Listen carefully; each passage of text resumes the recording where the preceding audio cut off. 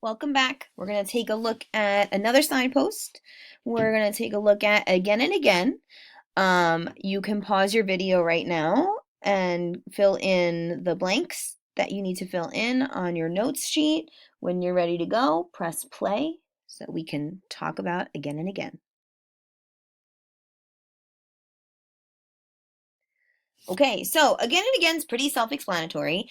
It's when something in the short story or the novel, whatever text we're looking at, keeps repeating or recurring over the course of the whole novel or over the course of a portion or a piece of the novel. So we might see it again and again in a paragraph, or again and again in a page, or again and again in a chapter.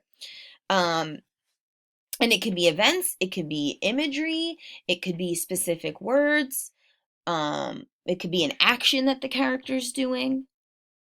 Okay. And what we want to start to think about, which we'll take a look at with our anchor question, but we want to start to think about is why would the author be showing this event or image or word or action over and over again?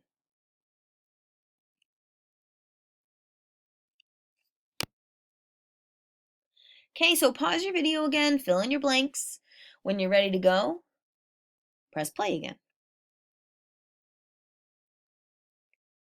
So again and again is probably our easiest to find signpost. As you can see, the clues for our signpost is that something's repeated, something's used over and over. We see it many, many times. And like we said before, the question that we're going to ask ourselves is why might the author be bringing this word or event or action or question, why might they be bringing it up again and again? It's going to help us with all the literary elements that you see there. But the most important thing to know is that if something is repeating over and over, it's because the author wants us to pay attention to it. Okay? And we might not know right away why the author wants us to pay attention to it, but a little red flag should go up in our heads, and we should mark our signpost with a post-it so that we know, hey, this word keeps coming up. Or, hey, this feeling keeps coming up in the character. Or, hey, the character keeps doing this thing over and over. And we might start to think about, well, what could that lead to? Is it something that we think that's good for them to be doing? Do we think it's something that's harmful? We'll use Harry Potter again, since I love Harry Potter. In Harry Potter and the Half-Blood Prince, Harry keeps going back to this potions book that he found, or that I can't remember if he found it or he bought it, but that doesn't matter. So he has a potions book for this year at school, and when he opens it up, he sees that it belonged to somebody else. It belonged to the Half-Blood Prince. And he sees all this writing in the margins of this book.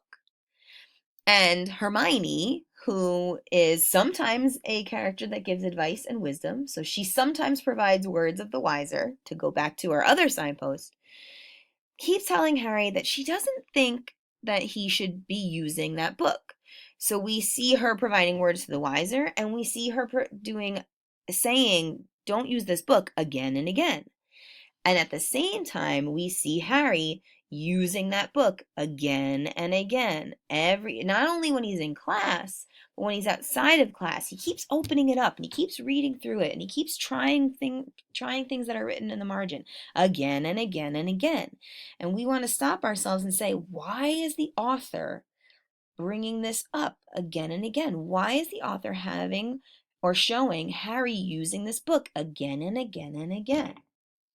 And we might start to wonder, if Hermione keeps warning him again and again and again not to use it, but he keeps doing it again and again and again, is that going to cause trouble for him? Are we going to have something in the plot that leads to a problem or a conflict for Harry? Does the book represent something? Does it represent temptation for Harry? So we know that it's important because we keep seeing it over and over, and now we need to start to wonder, why is it important? Okay, so let's try this practice together. We have another excerpt from Walk Two Moons by Sharon Creech. Phoebe's mother was in the kitchen. I'm making blackberry pie, Mrs. Winterbottom said. I hope you like blackberries. Is there something wrong? Really, if you don't like blackberries, I could. No, I said. I like blackberries very much. I just have some allergies, I think. To blackberries? Mrs. Winterbottom said. No, not to blackberries. The truth is, I do not have allergies, but I could not admit that blackberries reminded me of my mother. Okay, so pause the video again. Mark up what you think our again and again signpost is. When you're ready, press play. Okay, so if you thought our again and again signpost was the word blackberries, bingo, you got it. So we see this word blackberry or blackberries again and again and again. How many times do we see it? 1, 2, 3, 4, 5, 6, 7. 7 times, unless I missed one. And we have to ask ourselves, why is the author using this word over and over again? And we get a hint at the end that blackberries remind Sal of her mother. And so we might start to think maybe something is gonna happen later with blackberries. We know from other excerpts that Sal's mom isn't around and that she misses her mom. So maybe we might start to think about, are there other things that remind Sal of her mother? Is Sal going to have a hard time dealing with the fact that she isn't around? So the again and again is the word blackberries. But the again and again might be signaling to us that there's something bigger that we should be concerned about. That the blackberries aren't just blackberries for Sal. The blackberries are a reminder, they're a memory of her mother. And maybe she's going to have some hard times up ahead with the fact that she misses her mom.